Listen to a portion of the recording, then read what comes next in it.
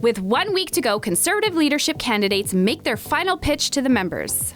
Pierre Poilievre says he's going to make bureaucrats talk to Canadians in plain English. We are going to simplify language. I'm going to pass the Plain Language Act. Leslyn Lewis gets a rave review from Jordan Peterson. So we walk through what distinguishes you from the other candidates and what you bring to the table. Your business acumen, your extensive legal training and practice in multiple areas. Charest says no way to taxing homeowners. When you sell your home, you have to report the sale of your home to the CRA. We think that is a dangerous step towards a home equity tax. So would you remove that reporting requirement? The answer is yes. In Edmonton, candidates clash at the final UCP debate. It will do no good. It's a false bill of goods. I would ask Danielle, what sovereignty act are you talking about today? The one that chases tens of billions of dollars out of this province, or the one that's completely benign, over-promising and under-delivering? Because that matters. That truly matters. All right, Ms. Smith, let's see what you have to say on that. I think the only one who created chaos was the ministers who were involved in the Priorities and Planning Committee that shut down businesses arbitrarily, that shut down our economy arbitrarily. Ottawa gives a green light to a new national suicide hotline. We get an emotional response from the Conservative MP who led the fight. And I'm moved to tears. Alberta announces a surprise $13 billion surplus. Doug Ford puts the train to Niagara Falls back on the rails. Tim Houston says public health care is here to stay in Nova Scotia. Here's what's happening in Conservative Canada for the week of September 4th.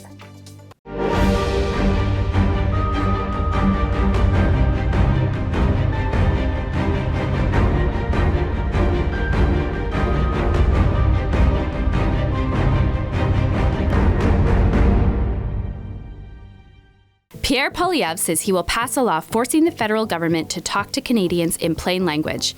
He will send the Auditor General on the hunt for bureaucrats. Canadians will be able to complain about the government gobbledygook. Job seekers will need to prove they can speak and write plainly if they want to work for the government. Those writing our laws and regulations will be required to do it in the simplest and clearest language possible so that the people who read those laws and have to follow them can actually understand what they say. Leslyn Lewis told Jordan Peterson that she is ahead of Jean Charest. I can tell you Mr. Poilievre is very strong, but Mr. Charest is not ahead of me. The media will want you to believe that Mr. Charest is ahead of me because they have been promoting him. Jean Charest sat down with Franco Terrazzano of the Canadian Taxpayers Federation. Charest was pretty clear when it comes to the idea of taxing homeowners. When you sell your home, you have to report the sale of your home to the CRA. We think that is a dangerous step towards a home equity tax. So would you remove that reporting requirement? The answer is yes. Very good.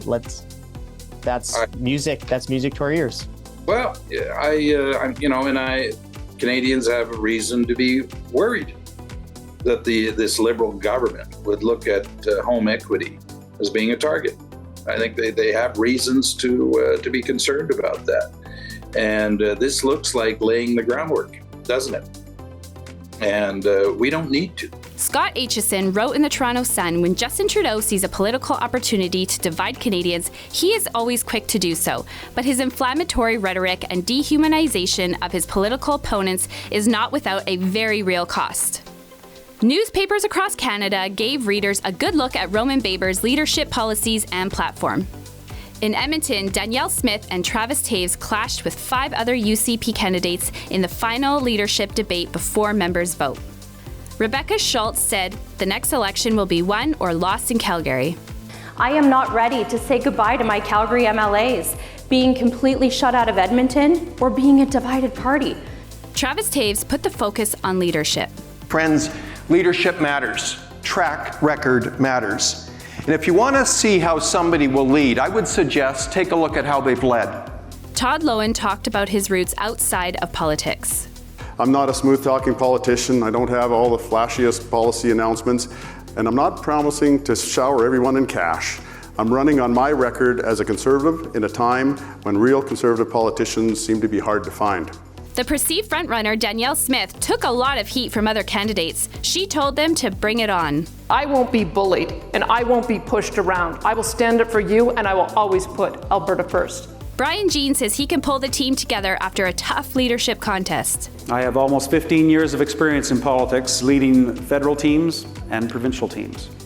I've led a caucus, and I would remind people that during that period of time, I never had anybody actually quit my caucus. We never actually had to kick anybody out of caucus. That's what unity is about, because we listen to the grassroots and we make sure that caucus and the grassroots are in charge of that. Some candidates played to the Alberta Teachers Association for votes, but not Travis Taves. I support choice in education, and if I serve Albertans as Premier, I will bring in transportation funding for independent schools.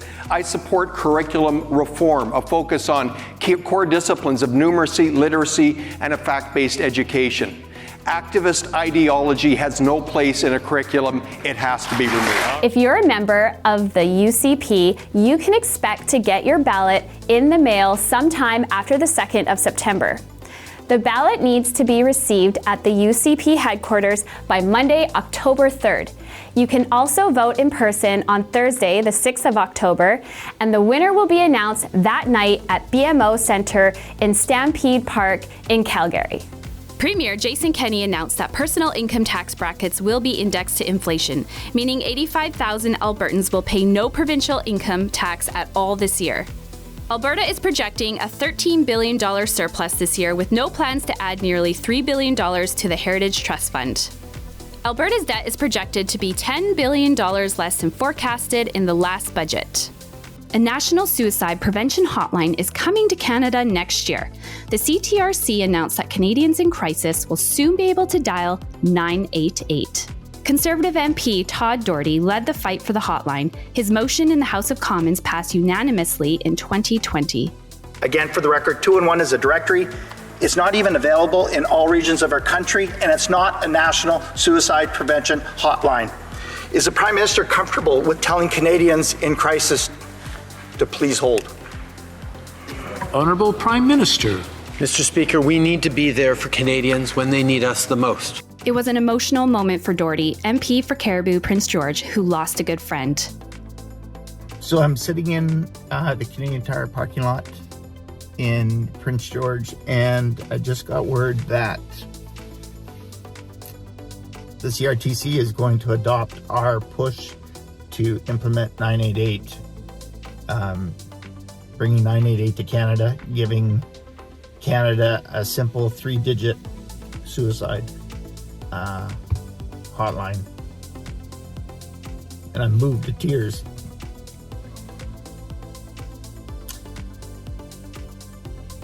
I'm thankful that for everybody that brought their voice forward to get this done. It's so needed, and just a heartfelt thanks. More to come. Doug Ford was romancing voters in Niagara Falls. The Premier announced daily GO train service to Niagara with 2 round trips a day starting in October. We're pouring money into infrastructure in Niagara Falls. We're going to make this the tourist capital of North America. Nova Scotia Premier Tim Houston told a news conference that public health care is here to stay in Nova Scotia. Look, we need a healthcare system that's there for Nova Scotians, provide the care Nova Scotians need when they need it. It's my personal view, it should be inside a public system. So, we're committed to strengthening the public system for sure. There won't be a time under my tenure as Premier where Nova Scotians need to use anything except their MSI card to pay for their health care. Thanks for watching Conservative Journal of Canada. Let us know what you thought about this video in the comments, and visit our website at conservativejournal.ca to subscribe to our free weekly email updates.